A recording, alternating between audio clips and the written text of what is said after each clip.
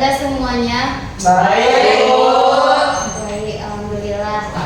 Baiklah, silakan rapikan tempat duduknya, mejanya. Apabila ada sampah, silakan dibuang. Apakah sudah rapi? Sudah, Bu. Sudah. Baik, sebelum memulai pembelajaran, alangkah baiknya berdoa dulu. Silakan dipimpin oleh Khalid. Baik teman-teman, sebelum kita memulai pembelajaran, akan baiknya kita berdoa terlebih dahulu. Berdoa mulai. Bismillahirrahmanirrahim. Baik, Ibu akan mengambil absen terlebih dahulu. Raihani, Zidan, Bu. hadir semuanya. Hadir, Bu. Alhamdulillah. Baik. Nah, pada pembelajaran kita hari ini yaitu hasad. Yang mana tujuan pembelajaran kita yang pertama yaitu mampu menjelaskan apa itu hasad, kemudian menyebutkan ciri-cirinya dan dalil yang berkaitan dengan larangan hasad dan membedakan antara hasad dengan kita. Nah, sebelumnya Ibu akan menampilkan sebuah video tentang hasad. Silakan disimak videonya, nanti Ibu akan menanyakan Ananda.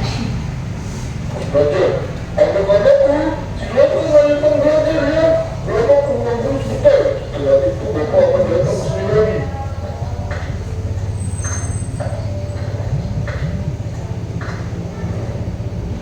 Aku adalah anak yang paling pintar di kelasku, tapi hanya ada satu temanku yang selalu mengalami jalanku ini. Nah dia sayanganku paling berat, dia selalu ada di peringkat pertama. Aku yang mengambil ini, aku akan menjadi juara pertama. Karena dengan itu ayah sama ibu pasti bangga, dan aku akan mendapatkan pengakuan dari semua ini. Ingat, ayah kamu udah nunggu di ruang tamu. Katanya ada yang mau ayah kamu sampaikan. Masalah apa lagi bu? Pasti soal akademik aku kan? Aku bosan banget bu dengan ocehan ayah. Aku juga. Nah, dari video tersebut, apakah itu termasuk hasad? Ya, Bu. Ya, apakah Nanda sudah tahu apa itu hasad? Belum tahu betul, Bu. Belum tahu. Belum. Jadi hasad itu adalah dengki atau perasaan tidak senang terhadap orang yang mendapatkan nikmat dari Allah, dan orang yang memiliki sifat tersebut yaitu jika melihat orang lain hidup senang dan merasa bahwa yang berhak mendapatkan segala sesuatu itu hanyalah dirinya sendiri. Kemudian yang kedua yaitu ciri-ciri perilaku hasad. Yang pertama, tidak senang melihat orang lain mendapatkan nikmat. Contohnya seperti temannya mendapatkan prestasi, jadi dia tidak terima kalau temannya itu mendapatkan juara.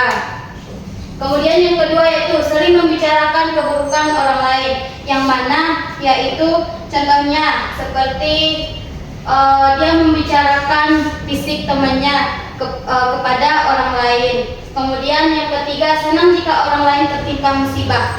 Dia bahagia atau senang apabila temannya mendapat musibah atau ujian dari Allah Subhanahu wa taala. Kemudian yang keempat yaitu meremehkan dan merendahkan orang lain dan hati tidak tenang dan penuh kebencian. Selanjutnya yaitu dalil dari larangan hasad. Nah, silakan Ananda, siapa yang mau membacakan dalil tersebut? Saya, Bu. Ya, silakan. Bismillahirrahmanirrahim.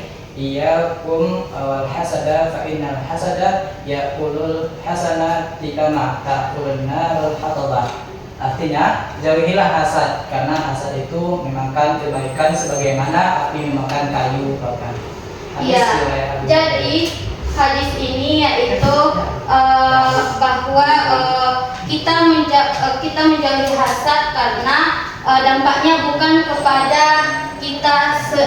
kita sendiri saja, tetapi ketauhidan kita juga kepada Allah Subhanahu wa taala. Kemudian selanjutnya yaitu dampak negatif hasad. Yang pertama, merusak hati dan ketenangan jiwa. Contohnya seperti selalu membuat hati gelisah. Kemudian yang kedua, menghambat rasa syukur kepada Allah. Seperti contohnya itu fokus pada apa yang dimiliki orang lain. Kemudian yang ketiga menimbulkan permusuhan dan konflik sosial, dan yang keempat yaitu mengganggu perkembangan diri, dan yang kelima mendorong perilaku negatif lainnya. Nah, selanjutnya yaitu perilaku positif atau ghibtah, yaitu iri yang diperbolehkan, seperti yang pertama yaitu berpesta bikul khairat, contoh yaitu berlomba-lomba dalam kebaikan. Contohnya, apabila ada temannya yang mendapatkan juara, maka boleh kita contoh teman tersebut dan kita jadikan dia sebagai motivasi. Kemudian yang kedua yaitu tetap menghargai dan mendoakan orang lain, seperti apabila ada temannya yang sakit, nah kita doakan dia dengan yang baik-baik. Kemudian yang ketiga meniru hal-hal baik, seperti contoh tadi sama seperti yang di berpesta bikul khairat. Nah, kemudian termotivasi untuk berbuat lebih baik. Nah, selanjutnya apakah Ananda semua sudah paham? Sudah. Nah, baik, Ibu akan membagi sebuah kelompok. Ini kelompok 1 dan ini kelompok 2. Dan silakan kerjakan sebuah soal tersebut.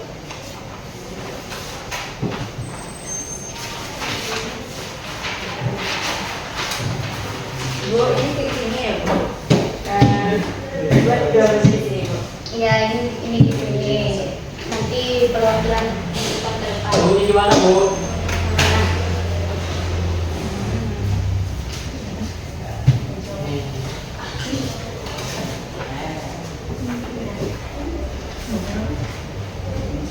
Apakah sudah selesai? Sudah, Bu. Titik lagi, Bu.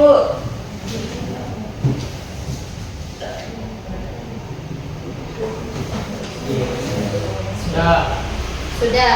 Nah, silakan perwakilan kelompok masing-masing kelompok maju ke depan. Silakan kepada kelompok pertama, silakan maju ke depan.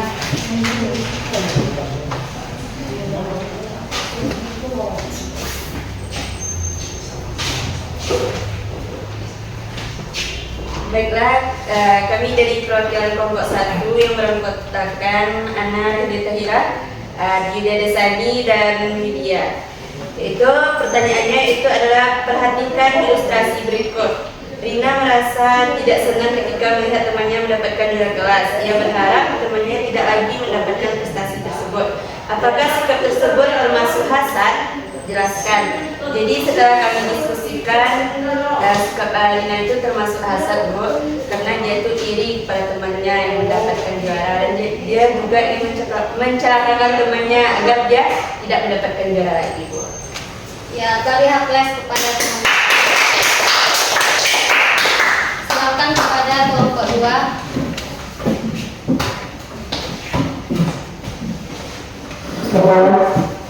Ibu, sebelum perkenalan saya Muhammad Zaki Firmansyah dengan anggota kelompok Khalid Kadafi, di mana soalnya itu tuliskan ciri-ciri hasad. Yang pertama, tidak senang melihat orang lain mendapatkan nikmat. Yang kedua, ingin nikmat orang lain itu hilang. Yang ketiga, sulit mengakui kelebihan orang lain. Yang keempat, muncul rasa benci atau tidak suka tanpa alasan yang jelas. Yang kelima, senang ketika orang lain mengalami kesulitan atau kegagalan.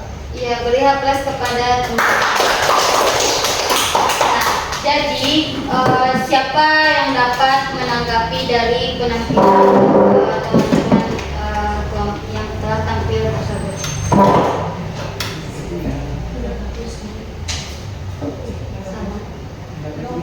Sudah bagus, Bu. Penampilannya bagus. Sudah sesuai dengan kasus yang diberikan, Bu. Iya, bagus. Jadi siapa yang bisa menyimpulkan dari pembelajaran kita pada hari ini? Saya, Bu. Ya, silakan. Jadi kesimpulan pembelajaran kita hari ini, hasad itu ialah sikap yang tidak senang terhadap nikmat yang diberikan kepada orang lain, Allah Subhanahu wa taala, atau dalam istilahnya senang melihat rasa atau tidak tidak senang melihat orang senang. Nah, itulah dari perbuatan hasad tersebut. Jadi kita diperintahkan menghindari perbuatan tersebut. Bagaimana caranya? Yaitu kita dengan memperkuat iman, banyak bersyukur, dan menjadikan keberhasilan orang lain tersebut sebagai motivasi untuk kita berbuat lebih baik lagi. Oke, sekian Bu. Iya, tepuk tangan. Jadi pembelajaran yang dapat kita simpulkan pada hari ini yaitu adalah sikap tidak senang terhadap nikmat yang dimiliki orang lain dan disertai keinginan agar nikmat tersebut hilang, sehingga termasuk perilaku tercela. Dan sedangkan di Islam kita dianjurkan untuk selalu bersikap ghibtah, yaitu iri yang diperbolehkan. Nah, jadi dengan memperbuat iman, bersyukur, dan menjadikan keberhasilan orang lain itu sebagai motivasi kita untuk berbuat menjadi lebih baik. Nah, sekian pembelajaran kita pada hari ini. Untuk minggu depan silahkan dibuat tugas di rumah, membuat sebuah peta konsep tentang hasad dan dikumpulkan minggu depan. Baik Bu. Apakah masih ada yang mau ditanyakan terkait tugas? Tidak Bu. Baiklah, sebelum menutup pembelajaran kita pada hari ini, silahkan dipimpin doa oleh ketua kelas. Baik teman-teman, sebelum kita mengakhiri pembelajaran hari ini, alangkah baiknya kita bersyukur kepada Allah Subhanahu wa Ta'ala dengan mengucapkan hamdalah. Alhamdulillahirabbil alamin. Baiklah, sampai di sinilah pertemuan kita pada hari ini. Semoga materi yang kita pelajari hari ini mudah-mudahan bermanfaat dan dapat kita ambil hikmah yang baiknya. Sekian, assalamualaikum warahmatullahi wabarakatuh. Waalaikumsalam warahmatullahi wabarakatuh.